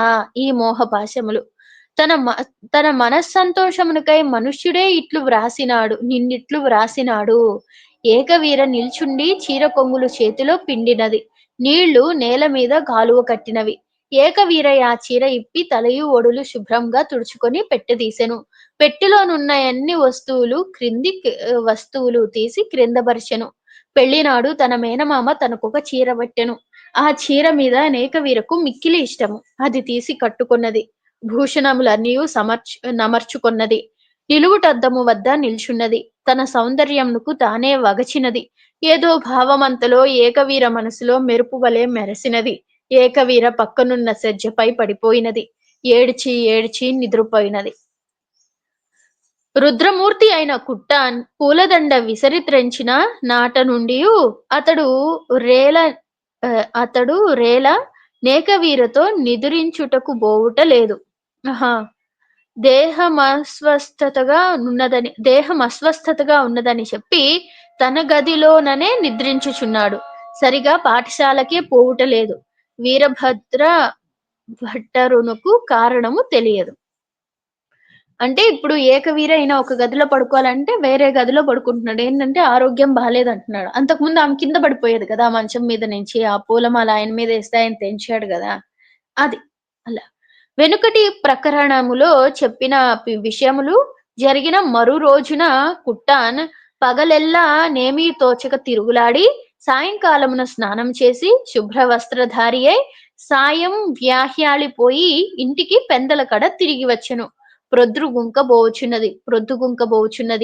చదువుకొను గదిలో కుట్టాన్ తన సజ్జపై పడుకొనెను. అతని కన్నులెర్రగా ఉండెను. కుట్టాన్ కన్నులు మూతపడెను.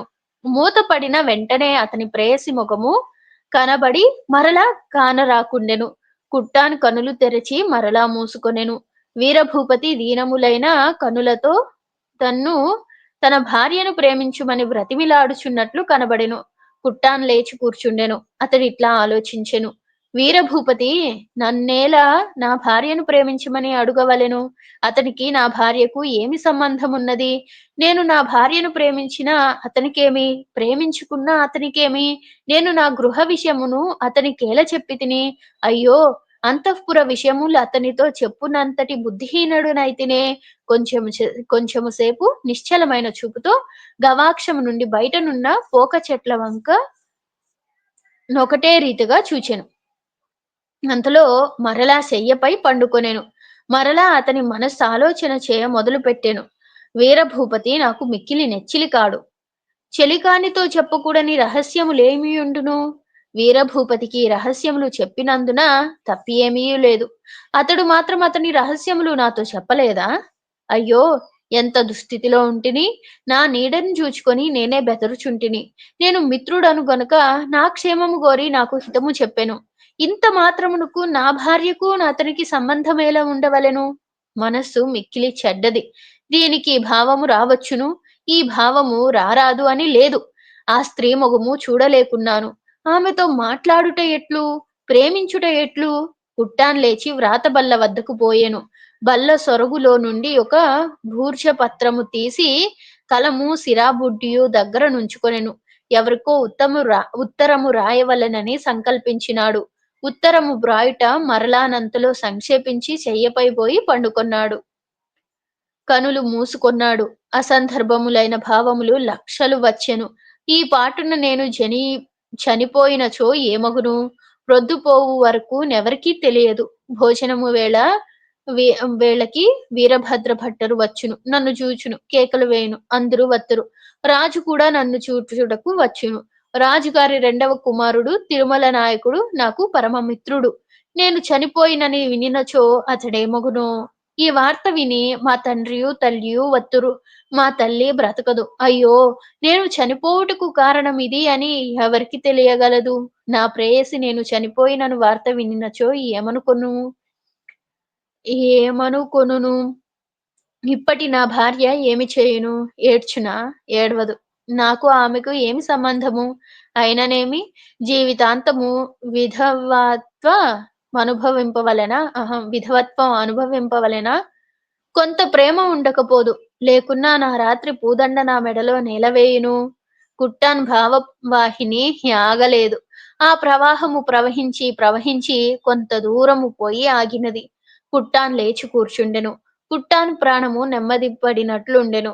వ్రాత బల్ల వద్దకు పోయెను. ఇట్లు వ్రాయ మొదలెడెను. ప్రాణేశ్వరి అని సంబోధించెను. అతని మనస్సు అభ్యంతర పెట్టెను. అది కొట్టివేసి కులకామిని అని సంబోధించినాడు. ఆ పత్రము చించివేసి వేరొక కొత్త పత్రము తీసి దానిపై కులకామిని సంబోధనము వ్రాసినాడు. తర్వాత తన పూర్వ ప్రేమ విషయము వ్రాసినాడు. ఇది అంతయు నెందుననుకొని పత్రము మరలా చించివేసెను. ఇంటిలోనున్న దానికి లేఖ వ్రాయుట ఎందులకు అని తోచినది. వెళ్ళి ఏకవీరతో మాట్లాడుదును అనుకొనెను. మరలా ఏమని మాట్లాడుదును అని ప్రశ్న వచ్చినది. ఆలోచన తెగలేదు. ఇంతలో తలుపు చప్పుడైనది. అటు చూచినాడు. వీరభద్రభట్టరు తలుపు తెరుచుకొని లోనికి వచ్చి ఒక లేఖ అందించినాడు. కుట్టానన్నాడు. ఏమిటిది? భట్టరన్నారు. తమ నాయనగారి వద్ద నుండి వచ్చినది లేఖ. అప్పుడు కుట్టాన్ ఏమని? అని అడిగాడు. చిత్తగించుడు అని చెప్పాడు. సరే మీరే చెప్పండి అన్నాడు కుట్టాన్. తమరికి మన మనస్వాస్థ్యము లేకున్నదని వ్రాసి తిని. ఆహా! ఆగండి. తమ నాయనగారి వద్ద నుండి వచ్చినది లేఖ అన్నాడు. ఏమనొచ్చింది అనంటే, మీకు బాలేదని రాశాను అన్నాడు. ఏం లేదు ఎలా లేదంటే భట్టర్ చెప్తున్నారు. కొంచెము జబ్బుగానున్నదనుకొనుచుంటిని. 4 నాళ్ళ నుండి ఉన్నారు కదా! అందుకని ఆహ్, అప్పుడు కుట్టానన్నాడు. అవును. లేనిది దేహ స్వాస్థ్యము. భట్టర్ అన్నాడు. వైద్యులు నాడిలోనే దోషము లేదన్నారు గదా! తర్వాత అమ్మగారు పరమేశ్వర సముద్రములో తమ మేనమామ గారి ఊరిలో ఉన్నారట. మిమ్మిచ్చటికేగి 4 రోజుల నుండి విశ్రాంతి తీసుకోమన్నారు. మిమ్మచ్చటికేగి. కుట్టానన్నాడు. ఆలోచించినట్లు నటించి, మరి వెళ్ళవలసినచో ఎప్పుడు? అన్నాడు. అప్పుడు భట్టనన్నాడు, ఇప్పుడే భోజనము చేసి బండి కట్టించుకొని బయలుదేరినచో ఎల్లుండి తెల్లవారు వరకు అక్కడికి చేరుకోవచ్చు అన్నాడు. మీరు ప్రయాణమునకు సిద్ధము చేయుడు అని చెప్పాడు కుట్టాన్. భార్యతో ఎలా చెప్పాలి అని ఆలోచిస్తూ లెటర్లు రాస్తూ ఇంట్లో ఉన్న ఆవిడకి ఏంది లెటర్లు అనుకుని మళ్ళీ మాట్లాడాలి అనుకున్నాడు. ఇంతలోనే ఈ భట్టారొచ్చేసి మీకు నాన్నగారి నుంచి లెటర్ వచ్చిందన్నారు. ఏంటి అని అంటే మీకు ఆరోగ్యం బాలేదని నేనే రాశానన్నారు. అయితే రిప్లై ఏంటి అని అంటే మీ అమ్మగారు మేనమామ గారి ఇంట్లో ఉన్నారంట. మిమ్మల్ని అక్కడికి రమ్మన్నారు. 4 రోజులు ఉండిపోవచ్చునని అన్నారు. ఆ రోజులలో నెద్దు బండ్లకు 4 చక్రములుండేవి. రాజశటకం శకటం రాజశకటములైనచో వానిపైని గోపిరేలు కూడా నుండును. శకటమున శకటమని కాని రథమని కాని దానిని వ్యవహరింతురు. రాజశకటములో శకటములు రాజశకటములు చూడముచ్చటగా రంగులతోడను గంటలతోడను నెసంగుచుండును. మార్గములు చక్కగా నేర్పడి ఉండెను. ప్రధానములైన పెద్ద పట్టణములకు మార్గములు శిలా నిర్మితములు ఉండెను. తక్కిన చోట్లకు రథచక్రముల ఎరవరుల చేత గలిగినవే మార్గములు. మార్గముల యందు దొంగల భయం ఎక్కువగా నుండెను. తిరువత్తూరు మధుర కీశాన్యముగా ఉన్నది. పరమేశ్వర సముద్రము తిరువత్తూరు మధురకు మధ్యనున్నది. ఆ రోజులలో ఊరి పేర్లకు చివర నాడు సముద్రము మంగళము మొదలగునవి ఉండెడివి. మధురనుకు పరమేశ్వర సముద్రమునకు పదునేన మడయున్నది. పదునేనామడ ఉన్నది. 10 ఆమడలు దాటిన తరువాత దొంగల భయం ఉన్నదని మధుర సమీపములో దొంగల భయము లేదు.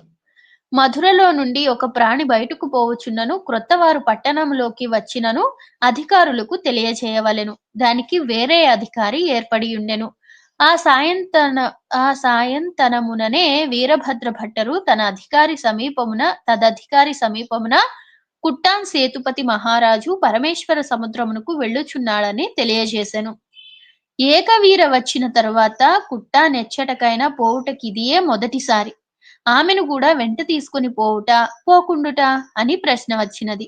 భట్టరు వినయముతో ప్రభూ, తీసుకుని పోవుటయే మంచిది అని చెప్పినాడు. కుట్టానన్నాడు, దారిలో దొంగలు 2 రోజుల ప్రయాణము. ఆమెను కూడా తీసుకుని వెళ్ళినచో పరివారము దాసీలు చాలా మంది బయలుదేరవలసి వచ్చును. 4 రోజుల పనికి ఇంతెందుకు అన్నాడు. అందరూ తలలూచినారు. రాత్రి జామున్నర ప్రొద్దుపోయిన తరువాత ప్రయాణమైనారు. 5 శకటములు. మధ్య శకటములో మెత్తని విలువగల పరుపులు పరిచినారు. అందులో గుట్టానొకడు విశ్రమించినాడు. ఈ బండికి వెనుక 2 బండ్లు, ముందు 2 బండ్లు. ఈ 4 బండ్లలోనూ బండికి 4 చొప్పున బంటులు కూర్చున్నారు.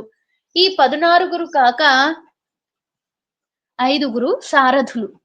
అందరూ సాయుధహస్తులే. అందరికీ తల కుట్టాన్. కుట్టాన్ కుర్రవాడయి అతని బాహుబలము, వివేకము మధుర రాజ్యంలో విస్తృతి పొందినవే. బండ్లు బయలుదేరినవి. వీరభద్ర భట్టరు తక్కిన సేవకులతో అంతఃపుర రక్షణకై మధురలోనే ఉన్నాడు. ఎవరు? వీరభద్ర భట్టరు. బండ్లు కోట తలుపుల వద్దకు పోయినవి. కోట తలుపులు మూయబడినవి. తలుపులు తెరవలేదు. దళవాయి ఊరలేడుగాన ప్రధాని యాతని పని చూచుచుండెను. ప్రధాని ఆజ్ఞ లేనిదే కోట తలుపులు బ్రహ్మవచ్చినను తెరవరు. రాజకుమారులైనను తీయుటకాజ్ఞ లేదు. ఒక సేవకుని వీరభద్ర భట్టరు వద్ద కురికించిరి. భట్టర్ ఆ రాత్రి పోయి ప్రధాని నుండి ఆజ్ఞ తెచ్చినాడు. కోట తలుపుల వద్ద రక్షక సైన్యము మిగుల జాగరూకతో నిలిచియున్నారు. తలుపులు తెరిచిరి. 5 బండ్లను ఒక నిమిషములో బయటకు పోయెను.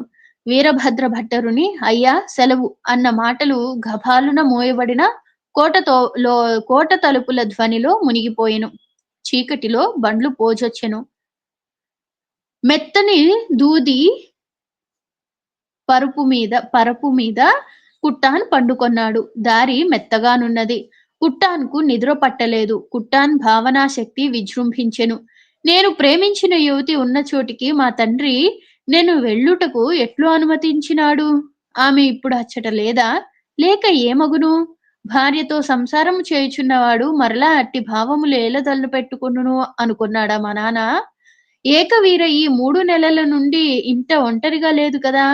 నేను వచ్చివేసిన తర్వాత ఎట్లుండునో? నేను లేనని ఆమె ఏడ్చునా? నేను పరమేశ్వర సముద్రమునకు పోయిన తర్వాత నా ప్రేయసి నాకు కనిపించనీయరేమో. ఆమెకు వివాహం అయి ఆమె భర్త ఇంటికి పోయేనేమో. ఆమె నన్ను వదిలిపెట్టి ఇంకొకని పెళ్లి చేసుకొనునా? ఎలా చేసుకొనదు? నేను చేసుకోలా? నేను స్వతంత్రుణ్ణి కాదు కదా. ఆమె మాత్రం స్వతంత్రయా? మొదలు తుదా లేని ఈ ఆలోచన తెగలేదు. అయ్యో కుట్టాని ఎంత ఆలోచిస్తున్నావయ్యా? ఇప్పుడు కుట్టాను అడుగుతున్నాడు. ఎంత దూరం వచ్చితిమి? సారథి అన్నాడు. ఒక క్రోశము వచ్చితిమి. క్రోశము వచ్చితిమా? నిదుర పట్టటలేదు. ఆళ్వారును పిలువుము. కథ ఏమైనను చెప్పునేము అన్నారు. వెనుక బండిలోనున్న యాళ్వారు వచ్చెను. బండి వెంటనే నడుచుచు చిన్నతనములో తనకు తన నాయనమ్మ చెప్పిన కథలన్నీయూ చెప్పెను. కొంత దూరం పోయిన తరువాత నాల్వారునకు తెలియకుండగానే కుట్టాన్ నిద్రపోయెను. కొంతసేపైన పిదప నాల్వారు తన బండిలోనికి పోయి పడుకొనెను. వంతులుగా సేవకులు మేల్కొనియుండిరి. తెల్లవారు వరకు షోళాపురము చేరిరి. షోళాపురము చెరువు కలువల చేతను తామరుల చేతను శోభాయమానముగా ఉన్నది. అందరును బండ్లు దిగి కాలకృత్యములు తీర్చుకొని మరలా పయనమైరి. బండ్లు జాము ప్రొద్దెక్కువ వరకు తిరువెంగడవల్లూరు చేరినవి. ఆ ఊరిలో పాండ్యరాజులు కట్టించిన పెద్ద సత్రములున్నవి. మధుర నాయకులు పాండ్యరాజులు చేసిన ధర్మ సంస్థలన్నీయును జరుపుచుండిరి. బండ్లు సత్రము ముందాపిరి. సత్రములో నొక గదిలో కుట్టాన్ సామానంతయు చేర్చి ఆ గదిలో పరుపులు వేసి సిద్ధము చేసిరి. తక్కిన వారు భోజనాధికములు సమకూర్చు పనుల మీద నున్నారు. కుట్టాన్ గదిలో తలుపు వేసుకొని కూర్చుండి తన పెట్టె తీసి అందుండి ఒక మంచి గంధపు గొయ్యతో చేసిన చిన్న చందుకాయ పెట్టెను తీసెను. ఆ పెట్టెలో నాలుగరలున్నవి. ఒక ఎరలో వాడి వత్తలైపోయిన ఒక ఎరలో వాడి వత్తలైపోయిన ఒత్తుల మల్లె పువ్వులున్నవి. రెండవ అరలో మన్నున్నది. తక్కిన రెండరలలో కస్తూరి ఉన్నది. వెనుక కుట్టాన్ తన ప్రేయసిని కలుసుకొన్నప్పుడు ఒక రోజున ఉదయమున ఆమెను వెంబడించి వారి ఇంటి వరకు వెళ్ళెను. దారిలో తొందరగా వెళ్ళుచుండుట చేత ఆమె తలలోని మల్లెపూల చెండు జారిపడిపోయినది. ఆ చెండును కుట్టాన్ బహుభద్రంగా దాచుకొన్నాడు. అవే ఆ మొదటి ఎరలోని వాడిపోయిన మల్లెపూలు. మరి ఒకనాడు సాయంకాలము కుట్టాన్ ప్రేయసి దేవాలయంలో ముందు పూల తోటలో కూర్చున్నది. ఆమె లేచిపోయిన తర్వాత కుట్టాన్ అచ్చటి నుండి దుమ్ము కొంచెం తెచ్చుకొని దాచుకున్నాడు. అందులో మరి కొంచెము మంచి గంధపు పువ్వొడి కలిపి అది రెండవ అరలో ఉంచినాడు. ఇట్టి రహస్యములు బయలుపెట్టినందులకు మమ్ము కుట్టానును పాఠకులు కూడా క్షమింతురుగాక. మూడవది కస్తూరి. కుట్టాన్ తన ప్రేయసికొకనాడు కొంత కస్తూరి పంపించెను. ఆమె అందులో సగం ఉంచుకొని సగం మరలా అతనికి పంపించెను. అదే ఇది. కుట్టాన్ పెట్టె కన్నులకు అద్దుకొని దుమ్ము కొంచెం నొసట నుంచుకొని కస్తూరి పెదవులు కంటెంచుకున్నాడు. అతని కనుల వెంట నీరు గారి అందులో పడెను. కుట్టానునకు భోజనము సహించలేదు. కొంచెం ప్రొద్దు వాటారిన తోడనే బండ్లు కట్టిరి. ఎండలో పోబోయి బండ్లు ప్రొద్దుగుంకు వరకు తిరుత్తణి చేరినవి. అచట మరలా భోజనములు చేసిరి. ఇంతవరకు బండ్లు 10 ఆమడ వచ్చినవి. ఇక ముందు దొంగల భయము. రాత్రి పెందల కడనే బండ్లు కట్టిరి. అందరును జాగరూకతతో ఉండిరి. ఆంధ్ర భృత్య వంశము రోజులలోను చోళ చాళుక్యుల కాలములలోను దక్షిణ దేశపు రాజులు సముద్రపు రేవులు వర్తకము ఇతర ద్వీపములతోడను దేశములతోడను సంబంధములు వదులుకొనలేదు. చాళుక్యుల నాడును తత్పూర్వమునకును తెలుగులు సముద్రము మీద పోయి ఇతర ద్వీపములను జయించి కూడా వచ్చిరి. తర్వాత కాకతీయుల నాడు వారి రాజధాని సముద్రమునకు గాని నదికి గాని సంబంధము లేని చోట కట్టబడి తత్పూర్వ నౌకా జీవనము బాగుగా కుంటుబడినది. కొండవీటి రెడ్ల కాలమున మరలా వర్తకము విజృంభించినది. శ్రీకృష్ణదేవరాయల వారు కూడా నౌకా జీవనము గురించి ఎక్కువ శ్రద్ధ తీసుకొనలేదు. మన శాస్త్రములైన చతురంగ బలములలో నౌకలను కలుపలేదు. అందుచేత భారత రాజులు సముద్ర విషయము లెక్క చేయలేదు. వచ్చిన ఆపదయు నచటి నుండియే వచ్చినది. సముద్రం నుంచి దొంగలు వస్తారని కానీ అలాంటి వాళ్ళని మనం ఎదుర్కోవాలని కానీ వర్తక వ్యాపారాలు చేయాలని కానీ ఇలా సముద్రం మీద చేసేవేవి కూడా మన వాళ్ళు ఆలోచించల. అందుకనే యదవులు అట్నుంచి వచ్చారు అంటున్నారు. మధుర రాజులను సముద్ర వర్తకులను గురించి ఆలోచించలేదు. రేవులన్నీయు పోర్చుగీసు వారికిని ఇతర దేశీయులకు వదిలిపెట్టిరి. అందుకని ఇతర దేశీయులు కూడా మన వారిని తక్కువగా చూచుచుంటిరి. దయావంతులగు మన రాజులు ఇతర దేశీయులు వచ్చిన తోడనే వారిని అతిథి ధర్మ ప్రకారము గౌరవము చేసి వారికి కావలసిన పనులు చేసి పెట్టుట, వారు తిన్న ఇంటి వాసములు లెక్క పెట్టుట తటస్థించినది. ఇతర దేశముల నుండి నానా జాతి వారును వచ్చి దేశములో నన్ని విధముల అశాంతి నెలకొల్పుచుండిరి. రేవు పట్టణముల అన్నియు మధుర రాజుల చేతిలో లేవు. దొంగలు దేశము మీద దోచుకొని రేవు పట్టణములో తలదాచుకొందురు. దొంగలెక్కువ భాగము విదేశీయులే. యూరోపులో బ్రతుకలేని జనమంతయు వచ్చి ఇతర దేశముల మీద బడుచుండెడిది. అది సరియే. సాహసించి భారతదేశమున తన మత వ్యాప్తి మొదలుపెట్టినది. ఇన్ని సంవత్సరములైన తరువాతనైనను తమ తమ మతము లెట్టివో తమ మతములెట్టివో భారతదేశం మతం ఎట్టిదో తెలుసుకొనలేని ఇతర దేశీయులు యజ్ఞత విచార్యము. ఇలాగా విశ్వనాథ వారు అసలు ఎవరు ఎలా వచ్చారని కూడా రాసిపెట్టారు. మనలో చాలా మంది మత వ్యాప్తి కోసమే అంటే మతాన్ని ప్రజలకి అంటే ఎలా చెప్పాలబ్బా? నిజ దేవుణ్ణి పరిచయం చేయడం కోసమే వచ్చినట్లుగా చాలా మంది చెప్తూ ఉంటారు కదా! కానీ నిజానికి యూరోప్ వాళ్ళకి తినడానికి తిండి లేకుండా బందిపోటు దొంగల్లాగా ఉంటూ, అన్ని దేశాల మీద దొంగతనాలు చేస్తూ, ఇలా మన దేశానికి గూడొచ్చి, మెల్లమెల్లగా మన వాళ్ళిచ్చిన చొరవతో మన మీదనే కత్తిగట్టారు. ఆ తర్వాత మన ప్రజలనే మతం మార్చి, హిందువుల మీదకి రెచ్చగొట్టారు. ఇది జరిగిన విషయం. రాత్రి 2 జాముల ఇది నేనొక్కదాన్నే చెప్తున్నదో, లేదంటే హిందుత్వం గురించి చెప్పాలి కాబట్టి ఇలా తప్పు చెప్తున్నదో కాదండి. జరిగిన వాస్తవం ఇదని ఎంతో మంది చరిత్రకారులు చెప్పారు. అదే నేను చెప్పాను. రాత్రి 2 జాముల ప్రొద్దుపోయిన వరకు బండ్లు పెద్ద అడవి గుండా పోవుచుండెను. అందరూ శ్రద్ధగా నుండిరి. ఒక పెద్ద తటాకము, దాని చుట్టూ దట్టముగా చెట్లు. అచ్చటి కేగు వరకు దొంగల గుంపొకటి బండ్లపై బడెను. అందరును కత్తులు దూసి నిలబడిరి. కుట్టాన్ బండిలో నుండి సింగపు గొదమ వలె దూకి దొంగలను నరికెను. దొంగలందరును పారిపోయిరి. కత్తి దెబ్బ తగిలి ఒకడు మాత్రము నేల నుండి లేవలేక ఉండెను. కరదివ్య వెలిగించి అతని జూచిరి. సేవకులందరూ పరంగి పరంగి అని కేకలు వేసిరి. అతని కాలు చేతులు కట్టి వెనుక బండిలో నెక్కించిరి. ఈ ఆలస్యం వల్ల మరునాడు పరమేశ్వర సముద్రము చేరు వరకు బండ్లకు ప్రొద్దెక్కినది. లేదంటే కొంచెం ముందుగానే వెళ్ళుండాలి. ఇలా చదువుతుంటే భలే ఉంది కదా అండి. అంటే గతంలోకి వెళ్ళిపోయి, ఆ ఎద్దల బండ్లు, ఆ రాత్రిపూట ప్రయాణం, అక్కడక్కడ ఆగడం, భోజనం చేయడం, ఇలా దొంగలు ఆ! వాళ్ళని పోరాడడం. ఇవంతా బావుంది కదా! సరే. ఆ తర్వాత ఏం జరుగుతుందే అనే విషయాన్ని రేపటి ఎపిసోడ్‌లో అంటే రాబోయే లైవ్‌లో చదువుకుందాం. ప్రస్తుతానికైతే కుట్టాన్ ఎలా ఆలోచించాడంటే, నువ్వు నీ భార్యని ప్రేమించాలి అని అంటే, అసలు వీడికెందుకింత ఎక్కువ? నా భార్యని నేను ప్రేమిస్తే ఏంటి? ప్రేమించకపోతే ఏంటి? అసలు వాళ్ళిద్దరికీ సంబంధం ఏంటి? వాడికేంటి అంత నొప్పి? అన్నట్లుగా అనిపించింది. మళ్ళీ నా నా స్నేహితుడు కాబట్టి, నా మంచి కోసం ఆలోచించి అలా చెప్పాడు. అలాంటి వాడిని నేనేంటి అనుమానించాను? ఇలా అనుకున్నాడు. ఆ తర్వాత భార్యకు కూడా లెటర్ రాసి, ఇలాగ నేను కులకామిని, ఇలా నా పూర్వం నేనొక ఆమెని ప్రేమించాను. అందుకే నీకు దగ్గర కాలేకపోయాను. నన్ను క్షమించు. నీతో దగ్గర కావాలంటే కొంచెం సమయం పడుతుంది. ఇలా ఏదేదో రాయాలనుకున్నాడేమో. మళ్ళీ ఇంట్లో వాళ్ళకి రాయడం ఎందుకు అని ఆపేశాడు. ఇంతలోనే వీరభద్ర భట్టర్ రాకపోతే కథ వేరుగా ఉండేది. ఆయనొచ్చి "అమ్మగారు రమ్మన్నారండి. మీకు ఆరోగ్యం బాలేదని రాసాను" అనంటే, సరే ఇక్కడ పరమేశ్వర సముద్రం రమ్మని జెప్పు అంటే ప్రయాణమయ్యారు. చూడాలి.